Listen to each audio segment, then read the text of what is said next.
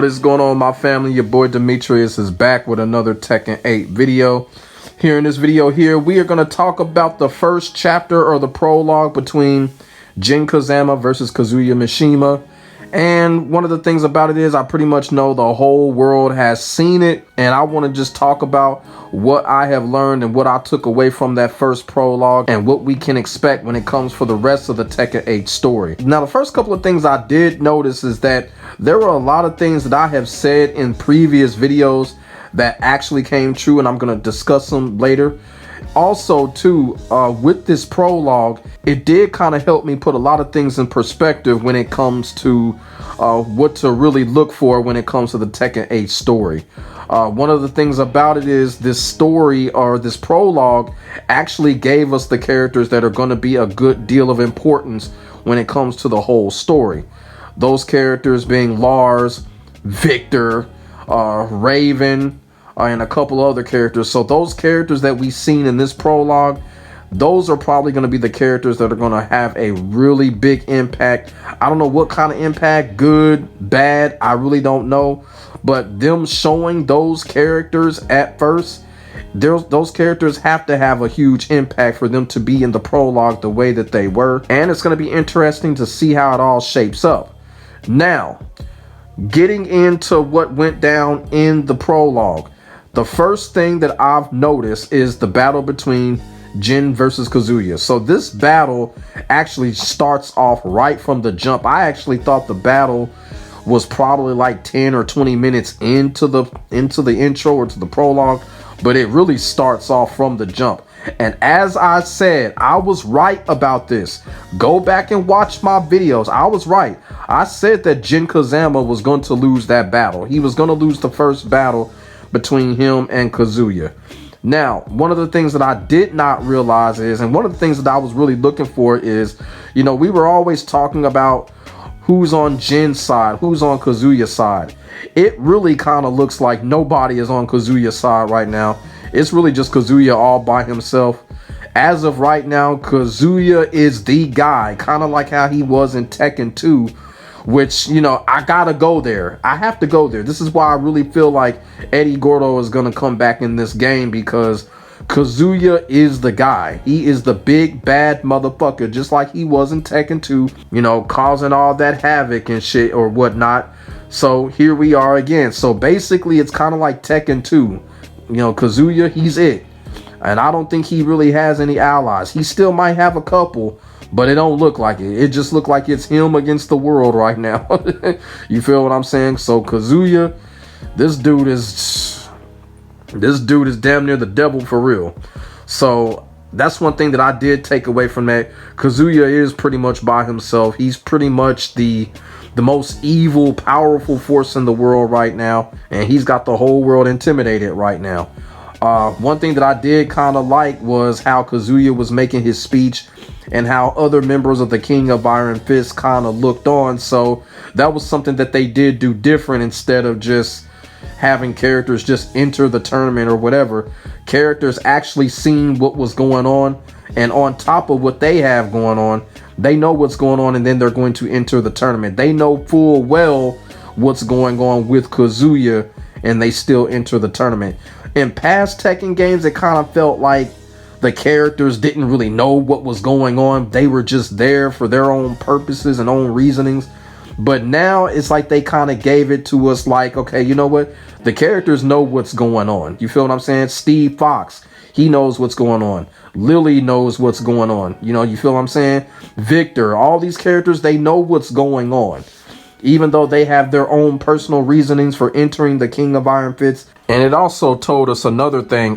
Clearly, Kazuya is in control of the Mishima Zaibatsu, because there was a lot of talk going around like the Mishima Zaibatsu got destroyed, it got disbanded, and all that talk. Y'all know what I'm saying?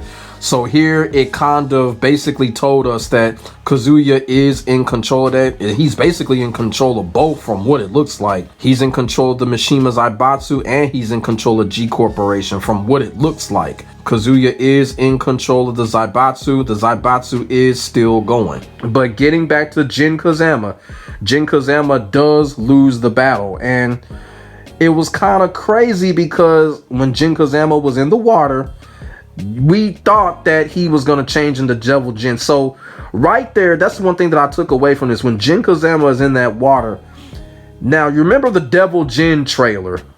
The Devil Jin trailer, basically, that's where he transformed into Devil Jin. And we were like, okay, that's how Devil Jin is going to play a big part. But here is like they said, not so fast. Is it going to be Devil Jin? Nope. Is it going to be Jun? Well, we don't know. Y'all feel what I'm saying? It was like they were teasing us with that. So it's going to be kind of interesting to see what goes on there. Because when Jin was in the water, I thought it was going to be Devil Jin because that's what they showed in the trailer. But it wasn't. You know, they was like, okay, Devil Jin's hand. Nope. Then Jun. And did he get Jun? Did he hold Jun's hand? I don't think so. Now that scene right there, that scene has a lot of shit going on. I think that scene is really going to be the focal point. That is really going to be the plot twist when it comes to Tekken 8 story when Jin is in that water. So when he's in that water, I think this is where people were like, well, Jin is going to die. I don't think Jin's going to die. I think he's going to be in that water and something gonna happen. You feel what I'm saying? I don't know. But yeah, Jin being in that water, I think that's where the plot twist is gonna happen. I think that's where it ended too. So clearly Jin being in that water, that's where the plot twist is going to happen. Also, what I'm about to say now may be an unpopular opinion. I could be totally wrong about this, but from what it's shaping up to be and the intensity of the Tekken 8 story so far, I don't think Jun is going to play a big part in the Tekken 8 story. Now, she's going to be in it for probably like a few minutes, a couple of scenes, but I think her role is going to be very low. I don't think Jun is going to play a big part. I still think she's not there. I still think she's playing that Kasumi role. She's just a part of Jin's consciousness. I don't think she's going to play a big part in the story. Maybe a couple of scenes here and there. Maybe whatever's going on in Jin's mind, Jun may have a lot to do with it, but her role in the Tekken 8 story, from what I'm sensing, I don't think she's going to have a big one. I still think she's playing that Kazumi role. Until we actually see the full story, we'll never know. But as of right now, I honestly don't think Jun is going to play a big part in the story. She's not going to play a big role, like an impactful role.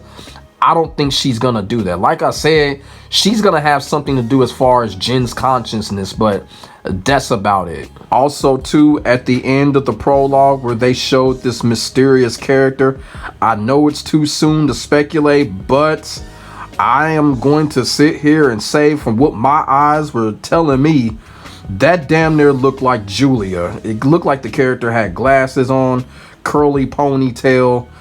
It looked very close to being Julia, so I don't know, man. Julia just might come back in this game. I'm just saying, it just really did look like Julia. It looked very, very close to being Julia. It really did. If y'all kind of agree with me on that, put it in the comment section. Because like I said, I know it's too soon to say, but that figure just looked like Julia. It really did. So it's really going to be very interesting to see how they treat other characters as far as approaching the Tekken 8 story. How these characters are going to surround the story, you know what I'm saying? And like I said, you know, the characters that we've seen, Lars, Victor, Raven, those characters are probably going to be the most impactful because we've seen them first, especially Lars, because we have seen in past videos and past showings that Lars is going to be there. He's going to have a big impact because we've seen multiple characters circle around him. We've also seen Lars in Tekken Force type mode, battling Jax and all that type of shit. So Lars clearly is going to be one of those characters that's going to have a big impact because we've seen it. So that's something to definitely look for. And as far as the other characters are concerned, it's just a wait and see approach. Me personally, I think how they're going to do it with the Tekken 8 story, I think they're going to go chapter to chapter. Maybe a character is probably going to have its own chapter and then bleed into another character's chapter like that. And it's all going to be kind of like a circle thing. You feel what I'm saying?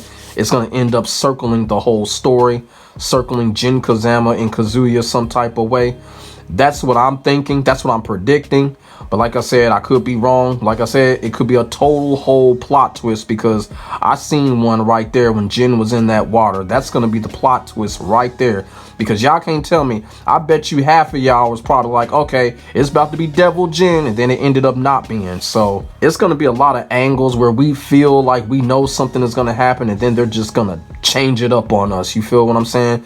And that's a good thing. You know, what that does is it gets us surprised, and it does get us kind of hyped as far as the story, but you know, we have to watch it. You feel what I'm saying? So those were the few things that I took away from watching the prologue. Like I said, it was a lot of fun to watch. I did enjoy it. I enjoyed everything about it. I enjoyed the music, definitely. That music was on point. I really did like that music. Can't wait till the game come out on the 26th, and I'm gonna definitely be into the Tekken 8 story. It is better than Tekken 7 story, of course. Like I said, I think it's shaping up to be probably the best story of all of the Tekken games, to be quite honest with you, because, you know, Tekken 6 was aided by the scenario campaign. Tekken 6, the story was pretty good. Like how they had the story format, the story was pretty good. So Tekken 8 is shaping to be the best story out of all the Tekken games. So can't wait to see it. Like I said, these were the few things that I took away from that. And we'll just see what happens. We'll see what happens with these plot twists, and we'll see if the predictions come up being true or near true. So let me know in the comment section what y'all think about the first chapter of the prologue when it comes to the Tekken 8 story. Put y'all comments in the comment section. We can get a conversation started. Say what's on y'all mind. Make sure y'all like, comment, and subscribe to your boy for more of the hottest Tekken 8 action on the internet, period. I will get back at you in the next video. My name is Demetrius. God bless. Stay safe. I am out. Peace.